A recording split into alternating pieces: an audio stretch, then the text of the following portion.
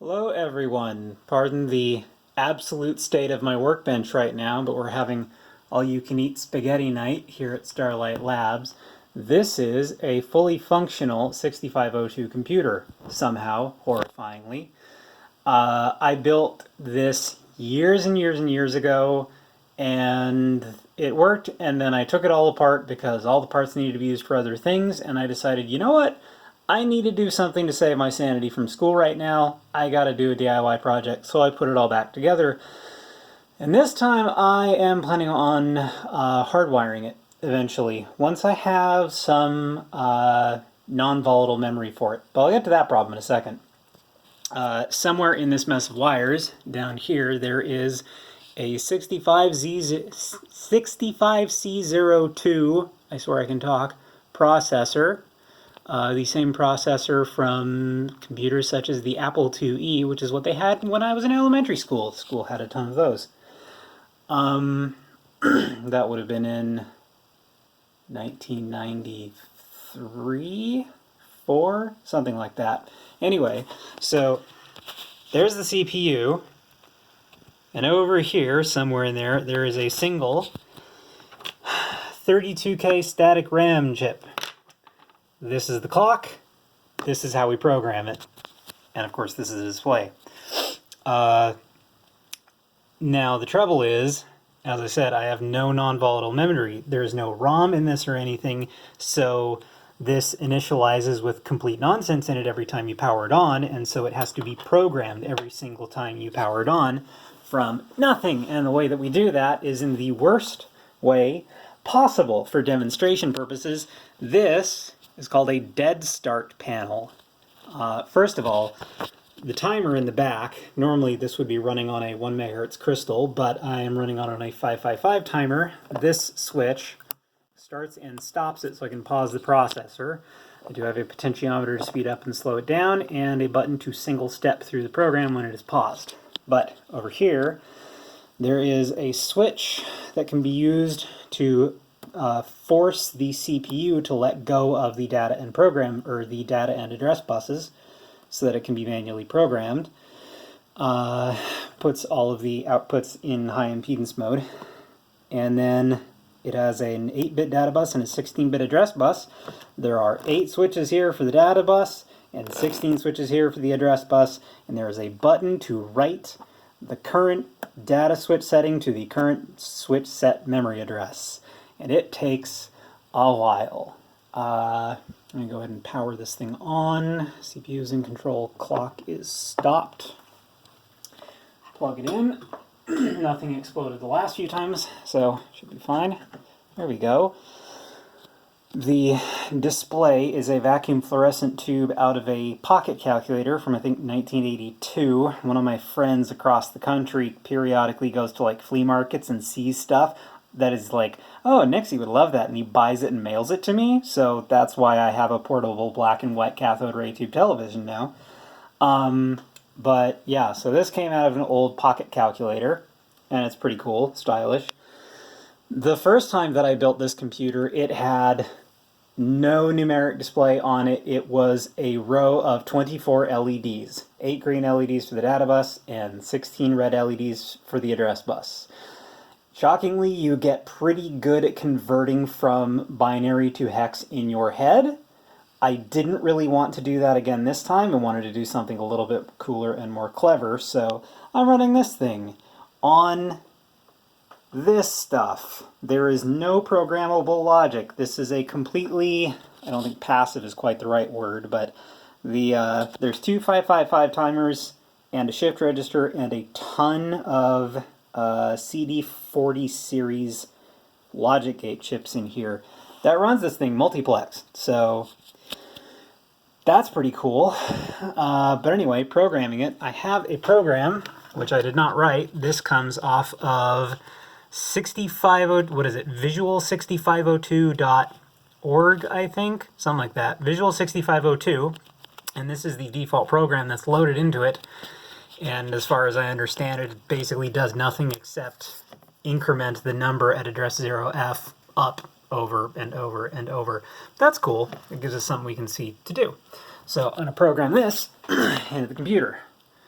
Clock is stopped, and I will put this in program mode, take control away from the CPU. There we are. There is nonsense in address 0. Clear that out. Okay, so address A9. A is 10, which is 8 plus 2. 9 is 8 plus 1. There we go. And there we go. Data A9 in address 0000. And I just do that for a while. Jeopardy music goes here. On 0, that. Next one is in fact 0. Next address is 20. Next address is 10. Yes.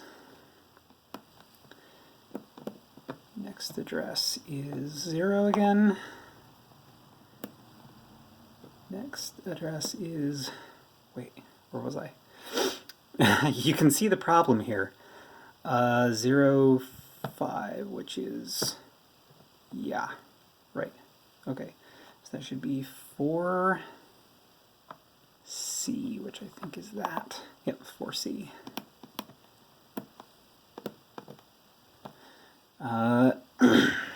Next address 02.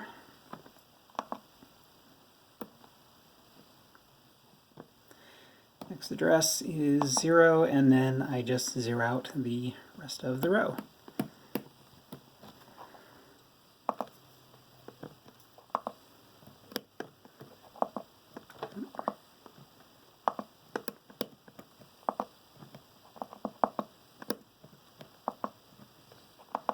And normally in address 0F there would be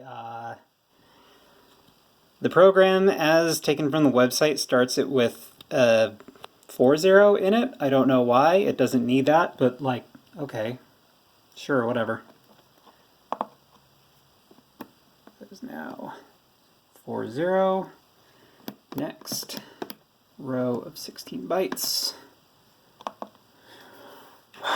E8.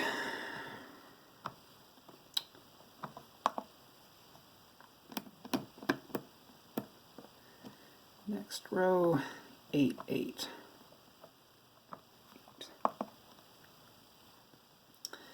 Next row, next address, E6.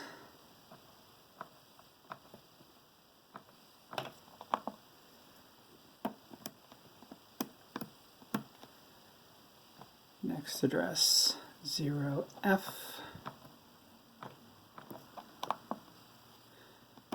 This is, I started doing this based on Blondie Hack's Veronica 6502 computer, which is kind of funny because literally everyone else knows Blondie Hacks from machining videos, and I know her originally from this. But anyway, address 1438. Is that correct? Lost my train of thought. Yes, 130F. 14 should be 38.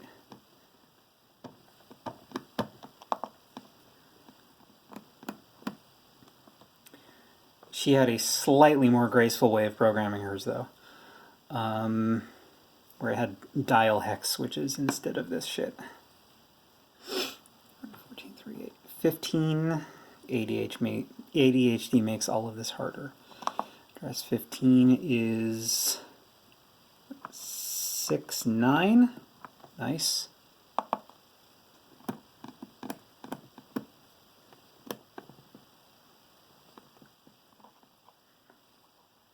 That was, yeah, 15. Address 16, 02.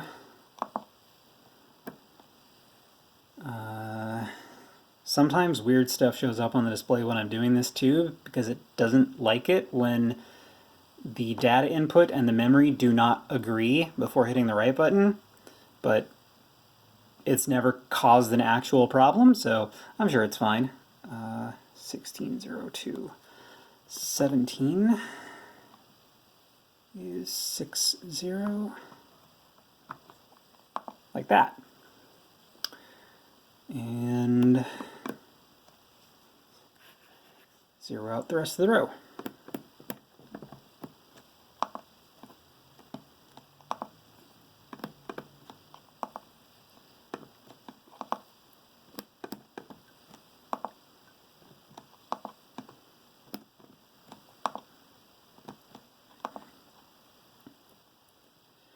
And then normally I would also have to zero out the reset vector, which is address FFFC and FFFD, except there is no memory in the upper half of the address space on this, so the computer will get zeros no matter what. So it doesn't matter.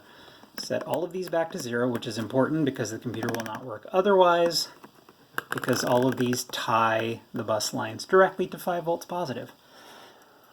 Anyway, wait, what's going on? Address 1, address 2. Yeah, that's correct. Why is address 0 not showing the correct thing? Okay, well, somehow that got overwritten at some point, so we're going to reset that to A9, which is that. Make sure we're good. Yeah. All right, now I will hand control back to the PC. Hope all of that worked with no problems. Now the CPU is in control of the bus again, and I can start the clock. And there away she goes. And looks like it's working. It is indeed working. Then I can, let me shut this off so that you can see the display better. There we go. And then there is a flashing light on the timer. But if I can slow that way down, and I can also speed it way up. I don't know, that's like 20 hertz or something. I can also pause it and single step through the program until we get to address F. There, it has 4D. Now it has 4E. Go through the whole program but again until it gets back to address F.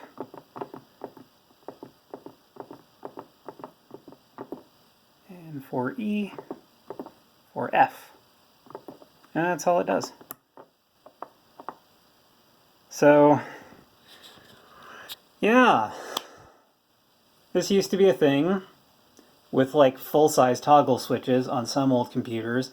The other thing is you can do this way faster and more easily repeatably with punch cards and punch tape. So that's why those became a thing for that.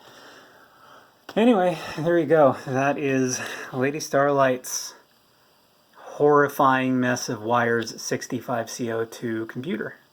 Thanks for watching.